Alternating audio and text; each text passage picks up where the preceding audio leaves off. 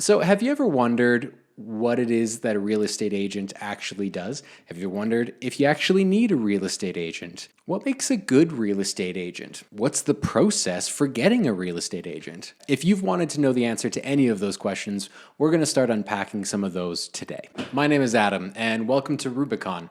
In this channel, we primarily discuss real estate investing, but if you're just starting out in any kind of business, you'd probably be able to benefit from this since real estate investing is basically a business. So the first question, what does a real estate agent actually do? While I'm sure there are probably very technical descriptions of what a real estate agent does, basically a real estate agent is a salesperson. Because buying a house is a big purchase, and since the average person doesn't buy very many houses, it makes sense to partner with somebody whose job it is to make these big purchases all the time. The tricky part about real estate agents and where they differ from a lot of other salespeople is that they don't really know a lot about the individual products that they're selling. For example, if you tell a real estate agent that you want to buy a duplex, well, they will start to go through the MLS, which is the real estate listing service, and they will look for a bunch of duplexes that meet your criteria. They're in the price point, they have the right number of bedrooms, the right number of bathrooms, et cetera, et cetera, et cetera. However, they aren't necessarily selling that house. There's probably another agent who represents the seller, and it is them who is selling that house. So you as the buyer and your agent are talking to the seller and their agent to try to make a deal. The problem is that your real estate agent really doesn't know a whole lot about that house. Mostly they don't know the history. So they're really just kind of guessing at the history. Well, they don't even really guess.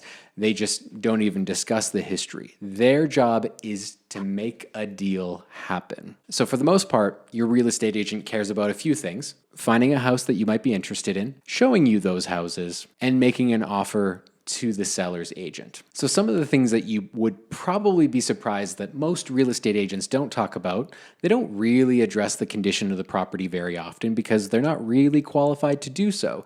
They might point out a few obvious things, but that's really not their job, and it's up to your home inspector. And we'll talk about the home inspector later. They're not really going to discuss financing options or how you're going to pay for this deal because, again, that's really more for your mortgage broker, and we covered that in a previous video. One of real estate agents' biggest jobs is to make an offer to the seller on your behalf for what you'd like to pay for the house. So, if the house is a $500,000 house and you don't want to pay $500,000, you'd rather pay $450,000, it's the real estate agent's job to send that offer to the agent for the seller. Every region will have a different pricing scheme for how real estate agents get paid. However, in Alberta, you basically make 7% on the first 100,000 and then 3% on every 100,000 after that. The commission will be as high as 7% and, kind of move a little bit closer towards 3% as you get more expensive. So let's say on a $500,000 property,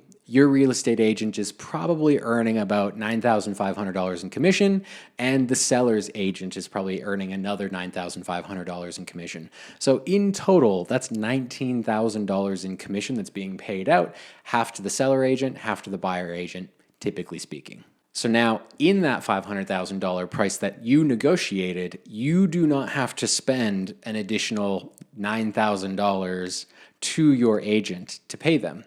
Instead, that actually comes off the asking price. And so the seller is the one who pays both of those people. So if I am the one selling the house and someone made me an offer for $500,000, if my total commissions that have to be paid are $19,000, that means I'm going to end up with $481,000 in my pocket when all's said and done. And the rest of that money that the buyer paid, that all goes to the real estate agents. And that's how they get paid. So let's answer the question, what makes for a good real estate agent? And that really just depends on your goals as a buyer. So this is a channel for investors, so let's discuss what makes for a good real estate agent for investors. One of the first questions I ask a real estate agent is if they have investment properties on their own, and if so, how many? Because even though somebody is a real estate agent, that doesn't necessarily mean that they look at it through an investor's eyes. It doesn't actually mean that they know how to analyze deals well. They might have an investment property or two, but if they only have one or two, that might indicate that they're actually not very good at this. Whereas if a real estate agent has several properties and they've built up a really good portfolio and they're able to balance that portfolio nicely, with their commitment to that is balanced nicely with their commitment to also being a real estate agent,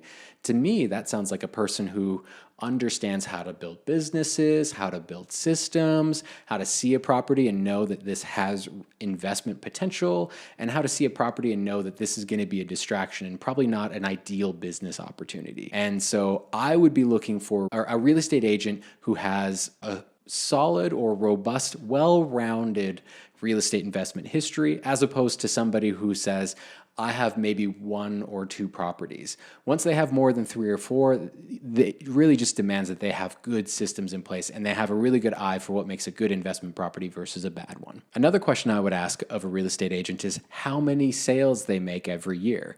Typically, the best real estate agents, period, are the ones who are making the most sales because they're really good at their job. The people who aren't closing very often, they're going to be the ones who are a little bit rustier. They're going to be the ones who probably don't have the great sales skills or don't really know what to look for. So they don't really know how to pair a good house with the right buyer. And so usually the most successful real estate agents are probably going to be the best ones. So it doesn't hurt to ask, how many houses did you sell last year? How many houses did you sell last month? These are reasonable questions to ask your real estate agent before you start doing business with them. So another thing you can do before you sign up with your real estate agent is that you can ask to be added to their mailing list or some kind of contact list for them and see what kind of deals it is that they're actually sending to their list of potential clients.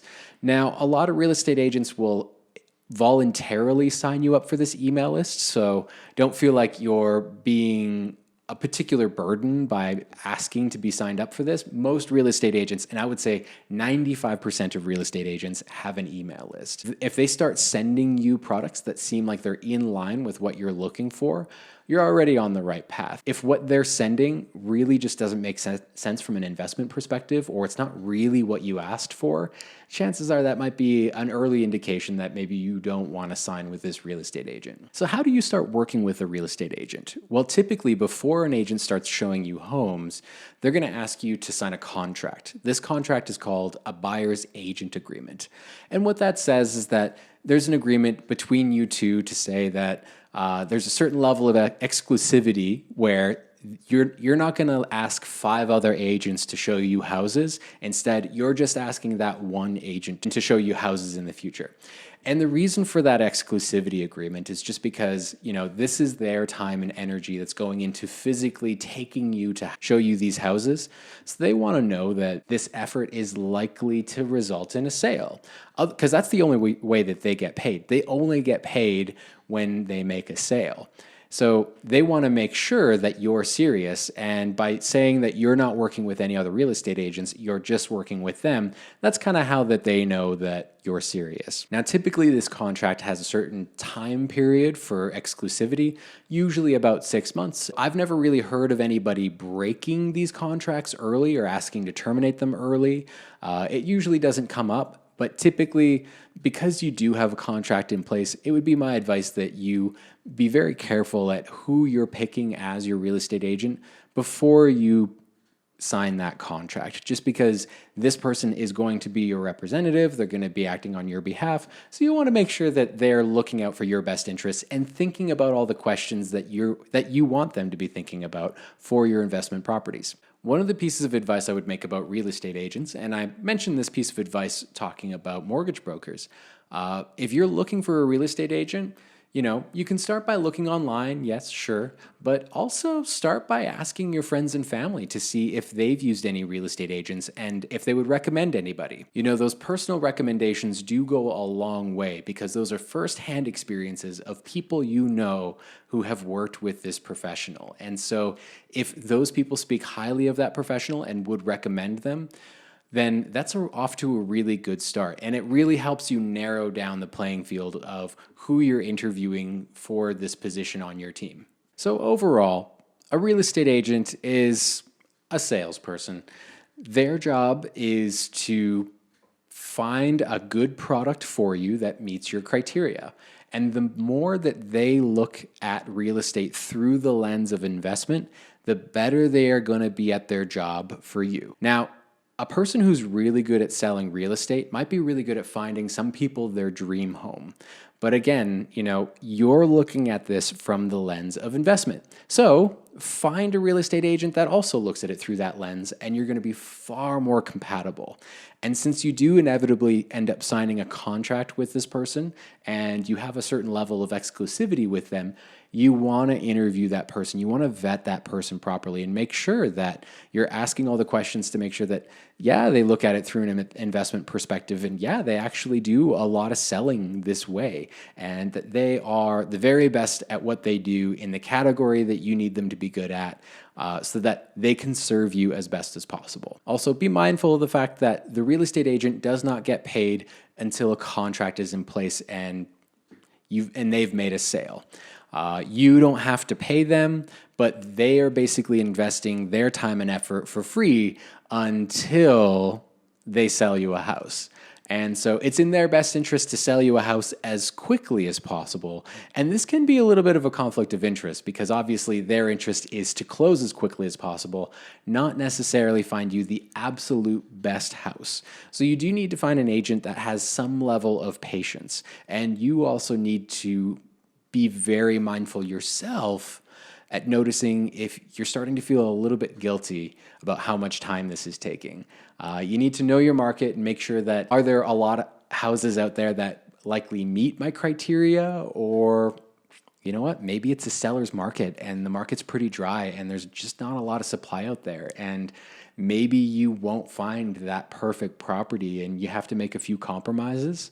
And that's not the real estate agent's fault, but you need to be aware of where the market falls on that spectrum to figure out, okay, well, how long do I need to wait for that property that will work for me based on my market? One last thing I want to add is that since the real estate agent gets paid once a sale has been made, typically the amount of support that you're going to get afterward really tapers off once that contract is signed, because for them, they've already completed the transaction and now they're focusing their efforts on the next person in their queue who needs to buy a house. So for you, if you've got important questions or important things that you need your real estate agent to do for you, it's really important that you ask a lot of those questions early on, because once that contract's made, a lot of real estate agents aren't going to give you a whole lot of their time, because for them, it is a matter of maximizing the amount of sales and minimizing the amount of time invested. Just be mindful of that. Like any salesperson, this isn't a knock or some kind of dig against real estate agents or salespeople in general, but it is reality that once the sale is complete, most salespeople, they move on, and typically your support with them will move as well. Now, they did make, a pretty decent commission on your sale, so hopefully they are able to see you through the entire sales process. Yeah, you've got all of your questions answered, but don't be surprised if the level of communication starts to taper off once that sales agreement is complete. So with that, I hope that you learned something new about real estate agents today, about what it is that their job is supposed to be doing, how it is that you might find a real estate agent, or how you might interview real estate agents and filter them out, how real estate agents get paid, and what to expect during that whole journey with a real estate agent. Thank you for all your support. If you found this video helpful, please give it a like. If you'd like to see more videos related to this topic, please consider subscribing. If you know of somebody who might benefit from this video, please do not hesitate to share it with them. Please leave all of your comments and feedback down below. So with that, thank you, and look forward to seeing you in the next video.